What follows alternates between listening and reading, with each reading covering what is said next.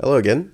This is episode 2 of Talking Sleds, and this is kind of just a general warning, not really warning, but just letting you know that this is the same footage as last week, just because it literally today they took down the game for maintenance, and I just so happened to be wanting to record the second episode today, and so I'm not playing live. This is just the footage from last week, and I'm just talking over the gameplay. But what I actually wanted to talk about for this week, or this episode, I don't know if it's weekly or more than weekly, or what it, is. But what I wanted to talk about this time was I said something in the last video, and I caught myself when I was editing, and it's something that I actively am trying to avoid really saying, but it's that I want to be a cinematographer, because realistically I am a cinematographer. I have been the cinematographer on short films, on a documentary, not a feature but a short documentary, and I've also done commercials. I've worked on commercials as different crew. I catch myself saying that I want to be that, and I'm like, no, I am that, because I have had that title and I have done the work that comes with being a cinematographer. And not to say I'm the best out there, but it's all about mindset of owning what you are, pretty much.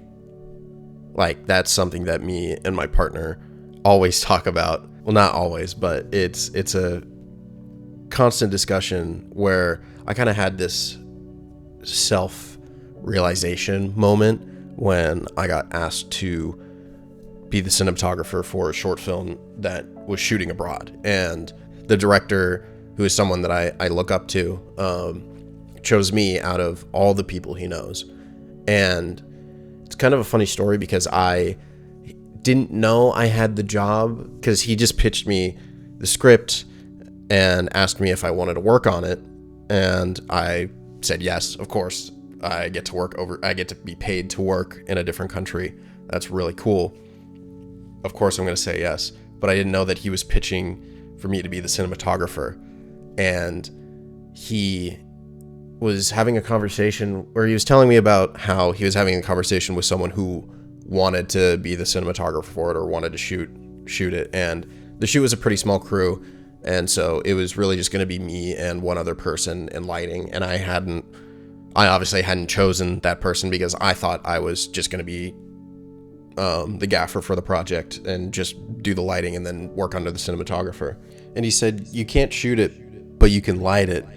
I just need to ask my cinematographer first. And he was talking to me, looking at me, and just kind of, insinuating that I'm going to be the director of photography, or the cinematographer on the project. And I was talking to my partner about it, and I was just kind of flabbergasted, excited. Like, a couple weeks later, she brought up something to me that really stuck with me. It was like, yeah, you do really good work.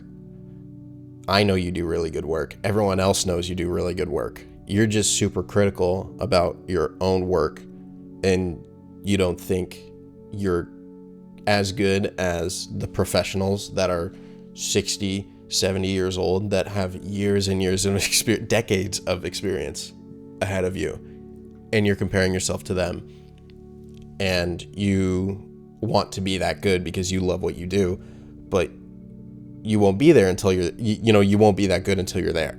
So you don't think you're good. You're not making it to that endpoint of decades of experience. You're not there right now. So you just think you're not good and you don't deserve, this job. So someone you respect is asking you to be the cinematographer for this project over everyone else is very validating for you. And that kind of opened my brain to like all the, like, this was like half a year ago or something. And it's like opened my brain up to so many doors that I hadn't seen before. And shout out to her, because she's really just like slaps me into thinking sensibly sometimes. But it really just brought me back down to earth about, oh, I may not be as good, obviously, as those people with decades and decades of experience, but I'm still good, and I am a cinematographer. That's the biggest takeaway, really, is owning what you do. And I wouldn't say being proud of it is the correct term, but just having that mindset of, it really just comes down to owning what you are. And at the end of the day, you're only gonna have yourself, apart from the people who do believe in you genuinely and believe in your dreams and your passions and your career goals and your life goals. At the end of the day, the only thing that's for certain is that you will have yourself, and you should be telling yourself that you are actively working towards this goal or this career path, or saying that you've already made it. There's not saying that there's no room to grow from there, but telling yourself that you aren't that thing isn't going to do you any help. That's kind of what I got for today. A little more introspective than the last episode, which is good. I could use some introspection. Everyone could use some introspection. It's a good thing to be alone with your thoughts and think, and then, maybe speak them out loud and work through them yourself. But I'm working through it to the internet, I guess. And that'll be it.